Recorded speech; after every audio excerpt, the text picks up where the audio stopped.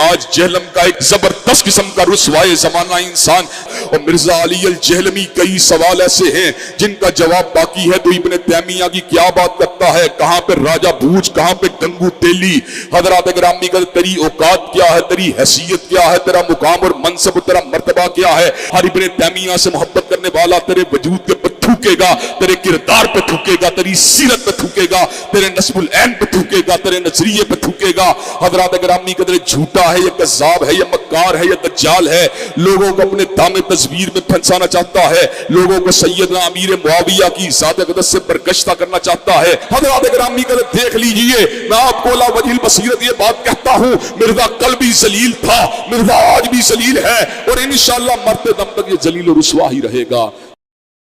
سورہ الفرقان کی آیت نمبر 27، پارہ نمبر 19 کے پہلے صفحے پہ، وَيَوْمَ يَعُضُّ الظَّالِمُ عَلَى يَدَيْهِ، اس دن ظالم شخص اپنا ہاتھ چبائے گا منہ میں، يَقُولُ يَا لَيْتَنِي اتَّخَذْتُ مَعَ الرَّسُولِ سَبِيلًا، وہ کہے گا ہائے افسوس، کاش میں نے دنیا میں رسول اللہ کا راستہ اختیار کیا ہوتا۔ یہ پتہ چل گیا امام کون ہے۔ یا ویلتا، ہائے افسوس، لیتنی لم اتخذ فلانا خلیلا، میں نے فلاں شخص کو اپنا ساتھی نہ بنایا ہوتا، میرے دوست نے مجھے مروا دیا۔ لقد اضلنی عن الذکر بعد اذ جاءنی، بے شک میرے دوست نے مجھے گمراہ کر دیا حالانکہ میرے پاس الذکر، قرآن آ چکا تھا۔ انا نحن نزلنا الذکر وانا له لحافظون وکان الشیطان للانسان خذولا، اور شیطان تو ظاہر ہے کہ وہ اسی طریقے سے دھوکہ دینے والا ہے، انسان کے ساتھ دغا اور فریب کرنے والا ہے۔ وقال الرسول یا رب ان قوم اتخذوا هذا القرآن مہجورا، سورۃ الفرقان آیت نمبر 30۔ اور رسول اللہ شکایت کریں گے کہ میری قوم نے قرآن کو پیٹھ کے پیچھے ڈال دیا تھا۔ تو نبی الاسلام ہی گواہی دے رہے ہوں گے، نبی الاسلام ہی امام ہوں گے، جو جہنم میں جا رہے ہوں گے وہ بھی کہہ رہے ہوں گے کہ افسوس ہم نے اپنے وقت کے پیغمبر کی دعوت کو قبول نہیں کیا۔ تو لہٰذا امام سے مراد بھی اکثر لوگ پوچھ رہے ہوتے ہیں جی قرآن چ امام دا ذکر موجود ہے، قرآن تو یو فون بھی ہے، یو فون دیے جائے گے، یو فون یعنی ان کو پورا کا پورا بدلہ دیا جائے گا۔ وہ یو فون ہمارا وہ موبائل نیٹ ورک بھی ہے، تو اس طرح پڑھانا ہے تو پڑھا دے رہو، یو فون بھی موجود ہے، کٹ لو جو کچھ کرنا ہے۔ تراوی بھی چوں 20 تراویاں کٹ لو، لیکن تراوی پنجابی سے بنے گا، تو جو مرضی آپ نکالیں۔ تو یہ تو میرے بھائی علمی باتیں ہیں۔ اب یہ قرآن کے حوالے سے نبی الاسلام شکایت کریں گے کہ میری امت نے قرآن کو پیٹ کے پیچھے ڈال دیا تھا، کیونکہ حضور کی وفات کے بعد اس امت پہ خلیفہ قرآن ہے۔ بخاری مسلم دونوں میں حدیث ہے، عبداللہ ابن ابی اوفا سے پوچھا گیا کہ نبی الاسلام نے اپنا وصی کسی کو بنایا تھا، کسی کے لیے وصیت کی تھی؟ تو انہوں نے کہا ہمیں رسول اللہ نے بس قرآن کے مطابق چلتے رہنے کی وصیت کی تھی۔ قیامت تک کے لیے وصی رسول کون ہے، خلیفۃ الرسول کون ہے؟ قرآن۔ کیونکہ اگر خلیفۃ الرسول قرآن کو آپ نہیں مانیں گے اور اس اعتبار سے جو عقیدوں کی اصلاح کے اعتبار سے کسی پرسنالٹی کو مانیں گے تو وہ سارے کے سارے آج کی ڈیٹ میں تو فوت ہو چکے ہیں۔ سیدنا ابوبکر کو ہم خلیفۃ الرسول مانتے ہیں پولیٹیکلی، خلیفۃ الرسول، ورنہ 2 سال کے بعد تو حضرت ابوبکر بھی فوت ہو گئے نا۔ ایون رسول اللہ کی وفات کے جو 3-4 سال بعد مسلمان ہوئے ہیں، تو وہ کہیں کہ بھئی خلیفۃ الرسول کون ہے، تو وہ تو فوت ہو چکے تھے۔ نہیں، قرآن نہیں فوت ہوا سر، آج بھی خلیفۃ الرسول زندہ ہے، وہ قرآن ہے۔ صحیح مسلم میں حدیث ہے، القرآن حجت لک او علیک، قرآن قیامت والے دن یا تو تیرے حق میں گواہی دے گا یا تیرے خلاف گواہی دے رہا ہوگا۔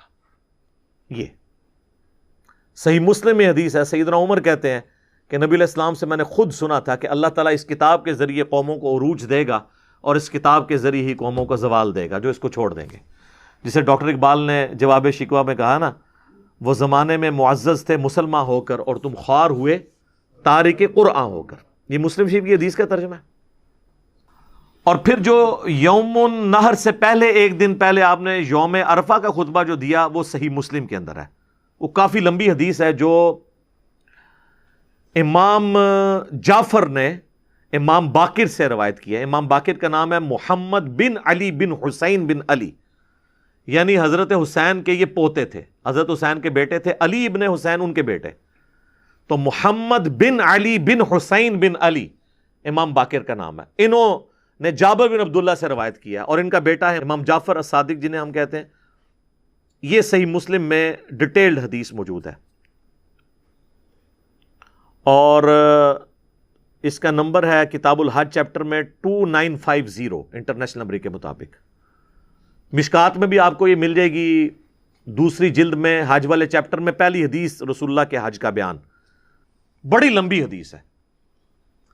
اس میں الفاظ ہیں کہ نبی علیہ السلام نے یعنی حجۃ الوداع کے موقع پر یوم عرفہ کے موقع پر بھی یہ کہا کہ میں نے اپنے رب کا پیغام پہنچا دیا تو اب تم گواہ رہنا اس بات کے اوپر اور تم یہ بات آگے تک پہنچانا.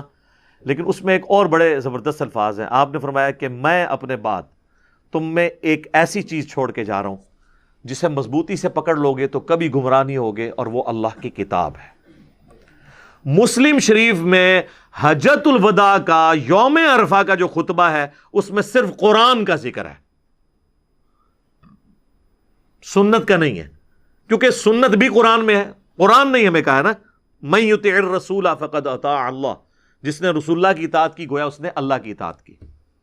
ہاں ایک حسن درجے کی روایت ہے المستدرک للحاکم میں, الموطا امام مالک میں بھی ہے لیکن اس کی سند چھوٹی ہوئی ہے. حاکم میں پوری سند ہے کہ نبی علیہ السلام نے حجۃ الوداع کے موقع پر فرمایا تھا. وہ ابن عباس کہتے ہیں کہ میں اپنے بعد تم میں دو چیزیں چھوڑ کے جا رہا ہوں جنہیں مضبوطی سے پکڑ لوگے کبھی گمراہ نہیں ہوگے, ایک اللہ کی کتاب اور دوسری اس کے نبی کی سنت صلی اللہ علیہ وآلہ وسلم.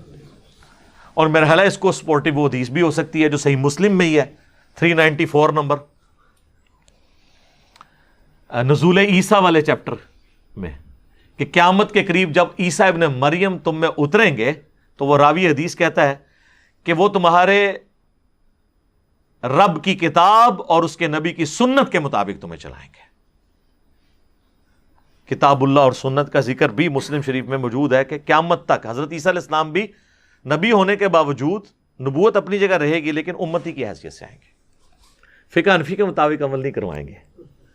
وہ شیخ احمد سرہندی دیکھیں جن کو بریلوی دیوبندی اہل حدیث تینوں بزرگ مانتے ہیں, انہوں نے اپنے مکتوبات میں لکھا ہے کہ ہمارے بزرگوں نے کشف کے ذریعے دیکھا ہے کہ عیسیٰ ابن مریم بھی جب دنیا میں اتریں گے تو فقہ حنفی کے مطابق عمل کریں گے. پھر ان کو حیا آئی کہ یہ تو میں بہت بڑا کلیم کر رہا ہوں. انہوں نے کہا نہیں, اصل میں ہوگا یہ کہ حضرت عیسیٰ اجتہاد کریں گے اور ان کا اجتہاد بھی امام حنیفہ سے مل جائے گا.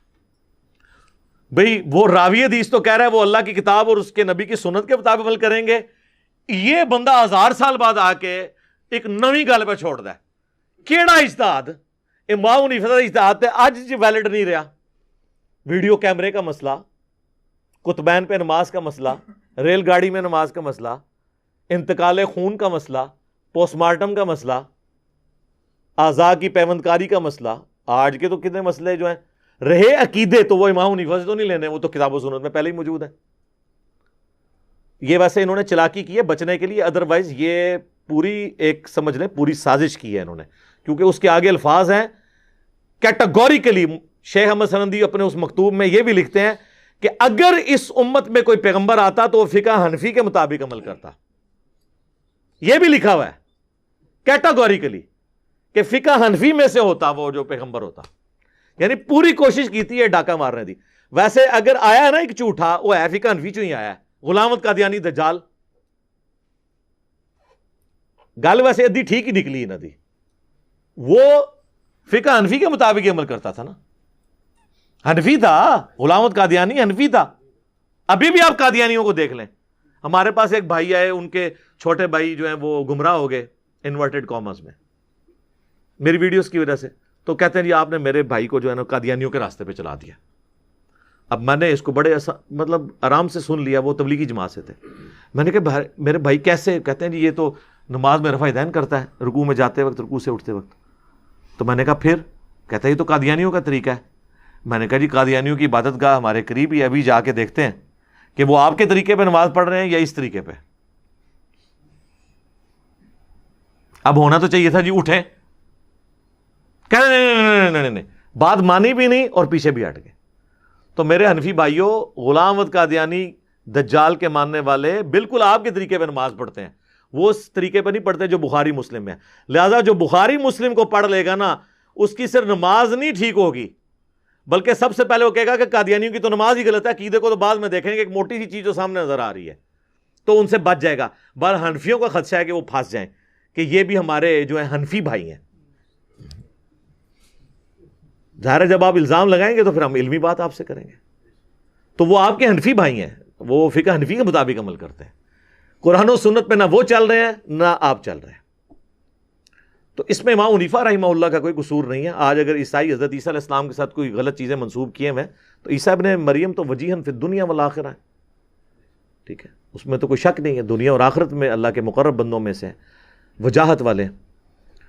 تو یہ میں نے ایک ضمناً اس کے ساتھ ذکر کر دیا۔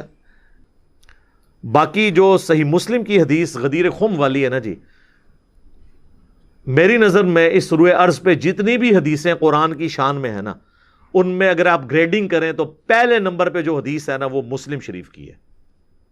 جو 4 حدیثیں ہیں مسلم میں غدیر خم کی، انٹرنیشنل نمبر کے مطابق 6225 سے لے کر 6228 تک، جو ہم نے اپنے منہج پہ بھی لکھ کے لگائی ہے کہ نبی علیہ السلام نے اپنی وفات سے 2.5 مہینے پہلے حج سے واپسی پر، حجۃ الوداع کے بھی بعد کا یہ خطبہ ہے، اس کو بھی سپرسیڈ کر رہا ہے، مکے سے مدینے آتے ہوئے خم نامی گاؤں میں پانی کے لیے پڑاؤ کیا، اونٹ کے پلان کا ممبر لگایا گیا آپ کے لیے، آپ علیہ السلام نے اس پہ کنکلوڈنگ گفتگو کی، اے لوگو آگاہ ہو جاؤ، میں بھی ایک انسان ہوں، قریب ہے کہ اللہ کا قاصد یعنی موت کا فرشتہ میرے پاس آئے اور میں اس کی دعوت قبول کر لوں، یعنی میں نے بھی دنیا سے جانا ہے۔ میں اپنے بعد تم میں 2 بھاری چیزیں چھوڑ کر جا رہا ہوں، ان میں سے پہلی چیز اللہ کی کتاب ہے۔ اب ذرا یہ الفاظ سنیں، یہ دنیا کی کسی حدیث میں نہیں ہے۔ پہلی چیز اللہ کی کتاب ہے، اس میں ہدایت ہے، اس میں نور ہے۔ تم اللہ کی کتاب کو پکڑو، اپنا تعلق اس کتاب کے ساتھ مضبوط کرو۔ اللہ کی کتاب اللہ کی رسی ہے، جو اسے پکڑے گا وہ ہدایت پہ ہوگا، جو چھوڑ دے گا گمراہ ہو جائے گا۔ سر اتنے زیادہ جملے دنیا کی کسی صحیح حدیث کے اندر موجود نہیں ہے جو مسلم شریف میں غدیر خم کی حدیث میں۔ قرآن میں ہے نا وَاعْتَصِمُوا بِحَبْلِ اللَّهِ جَمِيعًا وَلَا تَفَرَّقُوا، اللہ کی رسی کو مل کر مضبوطی سے تھام لو اور فرقوں میں مت بٹو۔ لیکن امت کہتی ہے نہیں ہم نے فرقے بنانے، حضور حکم دے کے گئے نے کہ 73 فرقے ہوں۔ او جناب یہ نہیں کہہ کے گئے کہ بنانا، او ڈرا کے گئے نے، ورنہ تو مسلم شریف میں یہ حدیث ہے کہ قرب قیامت میں عورتیں ایسا لباس پہنیں گی گویا کہ وہ ننگی نظر آئیں گی، تو اس کا کیا مطلب ہے کہ آپ پہنانا شروع کر دیں؟ تو فرقوں سے ڈرایا گیا ہے کہ بنانے نہیں ہیں۔ حضور قرآن کے خلاف چل سکتے تھے، نعوذ باللہ، قرآن کہہ رہا ہے کہ فرقے نہ بناؤ، یہ تو بتایا کہ بنیں گے، بننا تم نے اس میں حصہ نہیں بننا، مسلمان ہی کہلانا ہے۔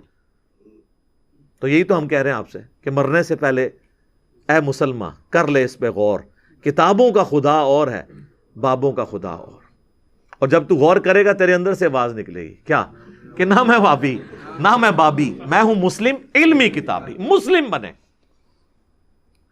اور پھر فرمایا کہ دوسری بھاری چیز میرے اہل بیت ہیں، میں اپنے اہل بیت کے معاملے میں تمہیں اللہ کا خوف دلاتا ہوں۔ اور اس جملے کو آپ نے 3 دفعہ ریپیٹ کیا، میں تمہیں اللہ سے ڈراتا ہوں اپنے اہل بیت کے معاملے میں، میں اللہ سے ڈراتا ہوں تمہیں اہل بیت کے معاملے میں، یعنی میری وفات کے بعد ان کے ساتھ حسن سلوک کرنا۔ لیکن امت بالکل الٹ چلی ہے، نہ قرآن کو پکڑا اور نہ اہل بیت کو زندہ چھوڑا۔ دیکھ لینا بالکل الٹ چلی ہو۔ اور ہم یہ دعوے سے بات کرتے ہیں کہ دنیا میں یہ پلیٹ فارم ہے جو غدیر خم پہ کھڑا ہے، قرآن کی بھی توحید جس طریقے سے یہاں سے بیان ہوئی ہے اور صدیوں کے وسوسے سیٹل ہوئے ہیں عقیدہ توحید کے اعتبار سے، کسی اور نے نہیں کیا ہے۔ اور اگر کسی کو توحید کا نشہ تھا نا کہ اس نے کیا ہے، اہل بیت کے وہ دشمن تھے، پکے یزیدی پارٹی تھی، آدھی حدیث لی ہوئی تھی۔ اہل بیت کا دفاع بھی یہاں سے ہوا ہے، ناسبیوں کے اگینسٹ، آل امیہ کے اگینسٹ، مکمل غدیر خم پہ کھڑے ہیں۔ نبی علیہ السلام خالی قرآن تو نہیں دے کے گئے، اہل بیت کے ساتھ بھی کہا اس نے سلوک کرنا ہے۔ اور اس حسن سلوک، اس زمانے میں حسن سلوک یہ تھا کہ ان کا ساتھ دیا جاتا، اور آج حسن سلوک کیا ہے کہ اہل بیت کا دفاع کیا جائے، خاموشی اختیار نہ کی جائے۔ مجھے اکثر لوگ پوچھتے ہیں کہ حضرت علی کے زمانے میں ہوتے، تو میں کہتا جی میں نے جنگ جمل صفین نہروان میں حضرت علی کے ساتھ کھڑے ہونا تھا۔ یہ آج ان سے بھی پوچھیں، یہ بھی کہیں گے ہاں جی ہم حضرت علی کے ساتھ ہوتے۔ تو سر اس زمانے میں آپ ان لوگوں کے خلاف تلوار اٹھانے کے لیے تیار ہو جاتے، تو آج ہمیں زبان بھی نہیں کھولنے دے رہے۔ کتنی لاجیکل بات ہے، جن لوگوں کے بارے میں آپ ہمیں زبان نہیں کھولنے دے رہے، ان لوگوں کے خلاف آپ نے حضرت علی کے ساتھ مل کے تلوار اٹھانی تھی، آل امیہ کے خلاف، کہ بھی آ جاؤ ہمیں سدھے ہو جاؤ۔ اس زمانے میں آپ تلوار اٹھانے کے لیے تیار تھے، آج زبان سے بھی بولنے کے لیے تیار نہیں ہے، تو یہی تو آپ کی دو نمبری ہے۔ اس کا مطلب ہے آپ اہل بیت کے ساتھی نہیں ہیں۔ اس زمانے بھی تسی جڑا نا ادھر ادھر ہی ہو جانا سی۔ تو جو اہل بیت کے ماننے والے ہیں وہ اس زمانے میں بھی اہل بیت کے ساتھ تھے، آج بھی اہل بیت کے ساتھ ہیں۔ یار اگر میں اس زمانے میں تلوار اٹھانے کے لیے تیار ہو جاتا مولا علی کے ساتھ مل کے، تو آج میں اپنی زبان بند کر لوں؟ میں تو اس سے بڑا کرنے کے لیے تیار تھا کہ تلوار اٹھا لیتا۔ تو زبان کھولنا تو چھوٹی چیز ہے تلوار کے مقابلے پہ۔ تو یہ لاجیکل گفتگو ہے، تھوڑی سی اپنی عقل استعمال کریں۔ ویسے کامن سینس علماء میں نہیں ہوتا، common sense is not so common, لیکن تھوڑی سی اگر آپ اپنی عقل استعمال کر لیں تو آپ کو پتہ چل جائے گا۔ تو میرے بھائی یہ تھی شہادت علی الناس۔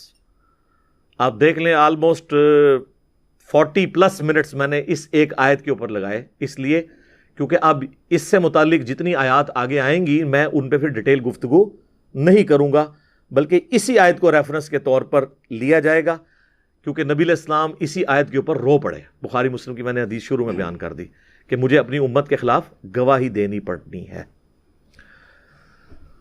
اللہ تعالیٰ قیامت والے دن ہمیں اپنے محبوب صلی اللہ علیہ وآلہ وسلم کی شفاعت نصیب فرمائے، اور اللہ تعالیٰ ہمیں ایسے لوگوں میں شمار نہ فرمائے کہ جن کے خلاف آپ صلی اللہ علیہ وآلہ وسلم گواہی دیں گے، بلکہ ان لوگوں میں شامل فرمائے جن کی آپ صلی اللہ علیہ وآلہ وسلم شفاعت کریں گے۔